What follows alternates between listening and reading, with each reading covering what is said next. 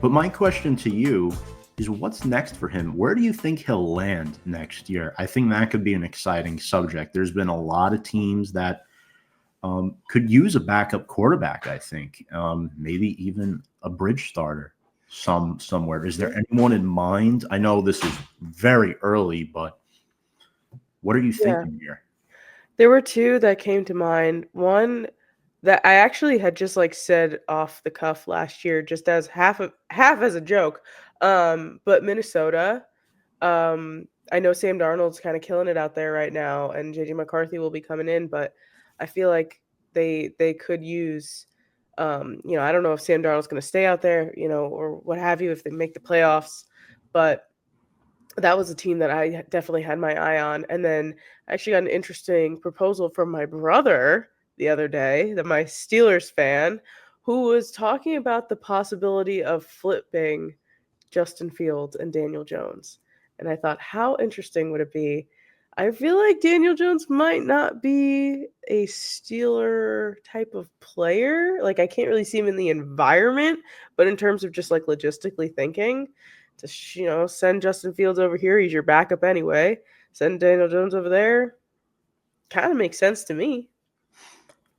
It's a strong possibility. I don't know if I see him going with the Steelers. I like the Vikings one a little bit more. I think Yeah, that's a guy that was my who would stronger one. fit well. Mhm. Um, for me, it's Denver to be Oh, Bo interesting. Nix's backup because Nix and Jones have similar games. I think Nix just has more swag to him. Yeah, Um, and he's younger.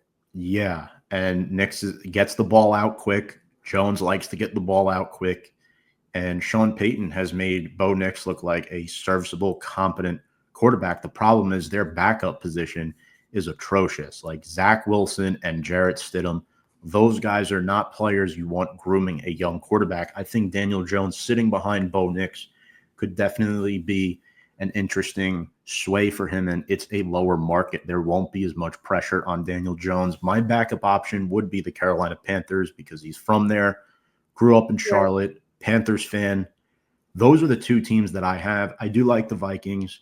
those are good Not ones. in love, not in love with the Steelers as much, but I don't hate it. I don't hate it. I wouldn't put it past Pittsburgh to do that. But yeah. I think it was more of the Justin Fields part of it that was interesting.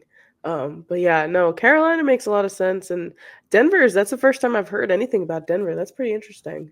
It makes a lot of sense though. hmm Um, so I looked and I saw Dan Duggan tweet that out, and it got me thinking. I'm like, Danny Boy's pretty reliable with his tweets. He's one of the better reporters out there for us, and working for the Athletic. I think he was spot on with a couple of things when it came to DeVito last year, saying that in regards to Albert says Jones retires. Hey, why not? He's Interesting. got enough money.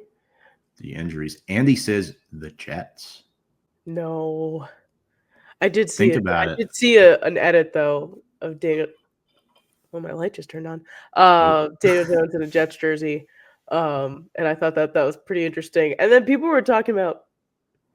I think there's a ghost in my house. This light's gonna keep turning on and off. But I saw somebody say that Sam Darnold was gonna go to the Giants, and I was like, "Don't send this man back to New York, it could please." happen because McCarthy's going to Oh, be the guy next year. I And know, but like, spare him, please. He's doing right. so much better not being over here in MetLife Stadium. True.